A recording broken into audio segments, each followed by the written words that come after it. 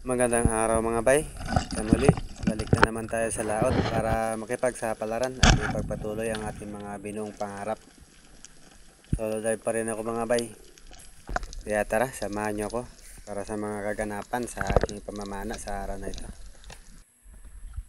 Shoutout nga pala kay Bay Ruba para sa ating GoPro ginagamit, at shoutout kay Bay Michael Elliot para sa bangka na ginagamit natin. Let's go! Ito na naman tayo sa laot para makipagsapalaran at magbabaka sakali na makahuli tayo at meron tayong may mailagay sa pagkainan. Solo dive pa rin ako mga bay, kaya tara, samahan nyo ako para sa mga gaganapan sa araw na ito sa aking pamamana. Napakaganda ng panahon. Agad ako nag-prepare at lumusong sa tubig. Napakaganda ng panahon. Siyempre, warm up dive at first dive of the day mga bay. Binalikan ko lang yung spot na pinamanaan ko nung isang araw. Nahulihan natin ang giant trevally, pero sa part na to walang giant trevally na nagpakita. At ilang segundo lang nakalipas ay mayroon nang lumabas, isang coral trout. Meron na agad tayong unang target sa araw na ito at tinamaan mga bay. Panigurado na yung first fish of the day natin dahil tumago sa shooting line, kaya malaki na yung chance na mga huli natin. Kaya nga lang nagawa niyang ipasok sa bato, kaya hindi ko pinilit na hilahin para iwas na rin na magasgas yung ating shooting line na maging dahilan na mabilis na pagkaputol nito sa mga YouTube na pagpana natin sa isda. Kaya niretrieve ko na lang.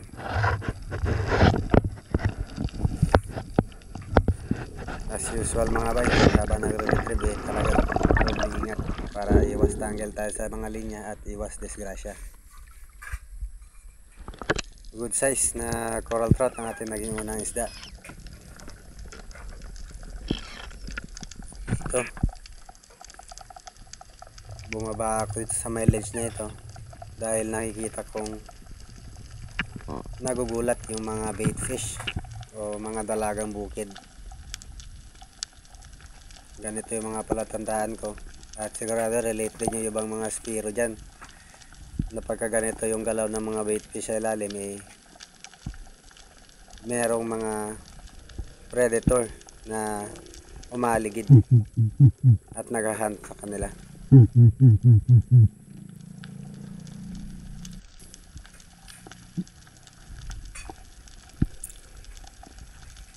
Kalmado lang ako dito mga bay habang nagmamasid at nag-aantay sa kung anong maaaring isda ang magpakita na pwede natin maging target, hanggang sa isang yellow dust trevally nga nagpakita. Hindi natin pinipilit na matutukan agad ng pana. Inaantay lang natin yung timing na siya yung tumapat sa dulo ng ating shop, at nakalabitan nga natin yung talakitok na ito. Ayun, hawak na natin ang ating pangalawang isda para sa araw na ito. Masaya na naman ang ating stringer dahil may nakatuhog na naman na isda. Moving on, another dive mga bay.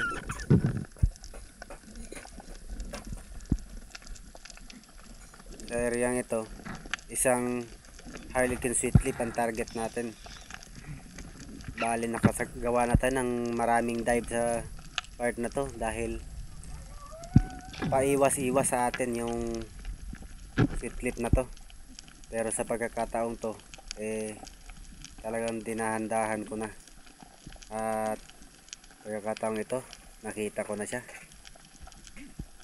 kaso nakikipagtaguan pa sa akin mga bay. Now you see me, now you don't. Now you see me, now you don't. Siyempre, patience yung kailangan at tamang timing. At ayun, matapos nga makipagtaguan sa akin ng sweet lip na ito, tuluyan na natin nakakalabitan. Finally, nahuli ko rin. Talagang pinahirapan ako ng sweet lip na to. Matapos nga makapagpahinga, nagsagawa ulit ng panibagong pagdive. Umabante lang ng konti mula sa spot na napanahan ko ng sweet lip. At dito habang pababa ako, may sumalubong na kagad sa atin. Isang barakuda. Ayan. At biglang nagulat sa atin. Nagulat siya sa poging palapit sa kanya. Kaya dumiretso lang ako sa baba at nag-fish call. At panigurado, babalik ang isdang yun. Maya maya nga, bumalik din.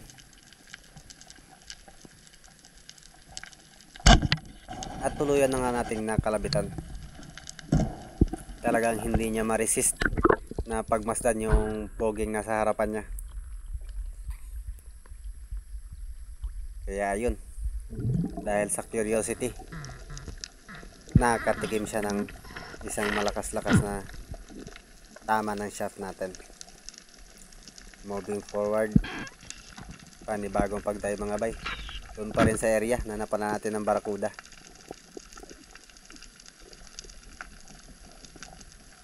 Sa kabilang part na ako ng ledge bumaba. Dahil napapansin ko na taranta yung mga baitfish dito. Bumaba pa ako ng konti.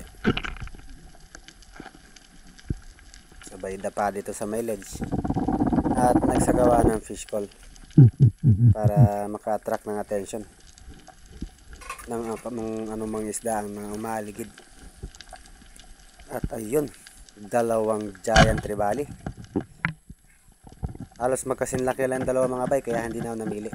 At pagkatapat ng isa doon sa dulo ng ating shop, kinalabitan ko na kagad. Ito ang ating trophy fish sa araw na ito. Bagamat hindi malaki, pero sulit na. Panibagong pagdive mga bay. Same spot pa rin.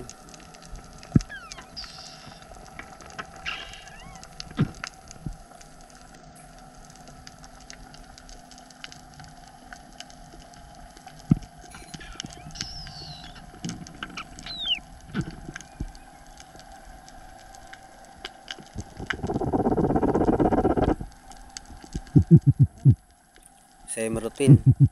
Tuwing bumababa tayo sa ledge ng Bahura, nag-scratching tayo. Fish call, grunting. Dahil kapag may isda sa paligid, talagang makikiyosyoso yan kung saan nanggagaling yung ingay. Gawa ng pag-scratching natin at pag-fish call.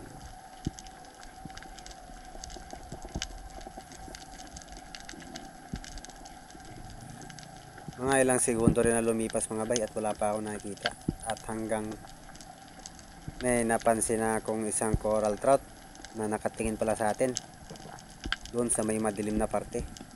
Ayun, bagyahagya siyang lumapit at nakalabitan natin mga bay.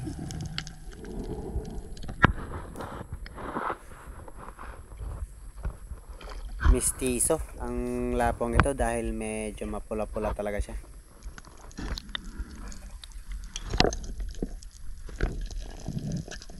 Napakaganda ng kulay. Siyempre, nagsagawa na naman tayo ng panibagong pagdive mga bay. Same spot pa rin. Dahil meron ako nakitang isang Spanish flag snapper na nakiusyoso kanina matapos kong mapana yung coral trout. Kaya dahan-dahan ang bumaba at nagbabaka sakali na baka nandyan pa siya at maidagdag natin sa ating huli sa araw na ito.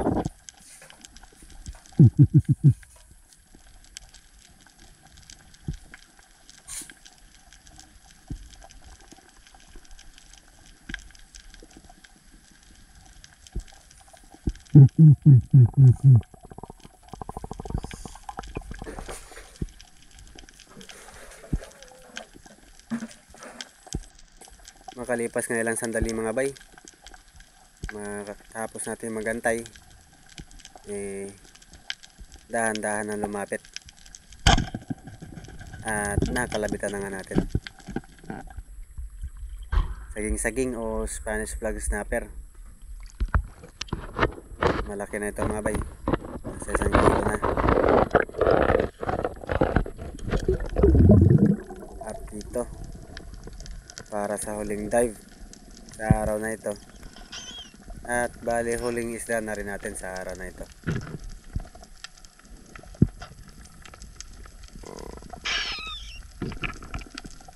Dito ay nag-free fall lang ako para makatipid sa oxygen na ginagamit na ating katawan.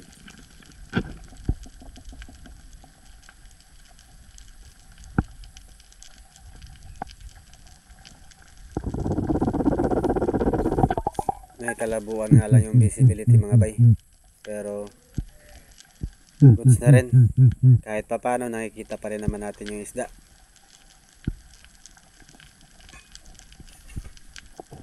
Ilang sandali pa nga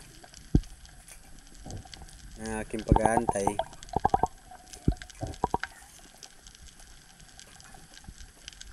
habang palingon-lingon ako mga bay,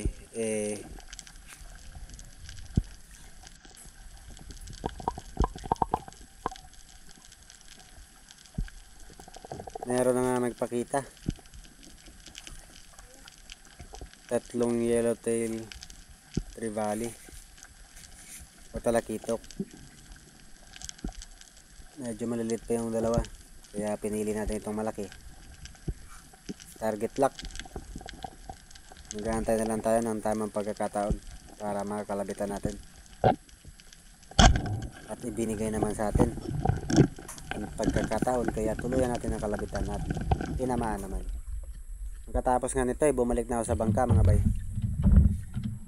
Isang successful day na naman mga bay ang ating nagawa sa ating pamamana sa araw na ito. Maraming salamat sa pagsama ninyo sa akin sa aking pagpalaot. Sa mga bago pa lang sa channel ko mga bay, huwag nyo kalimutang i-hit yung like at pa-subscribe na rin. At patap na rin ang notification bell para updated kayo sa mga video na i-upload natin kagaya nito. Hanggang sa muli.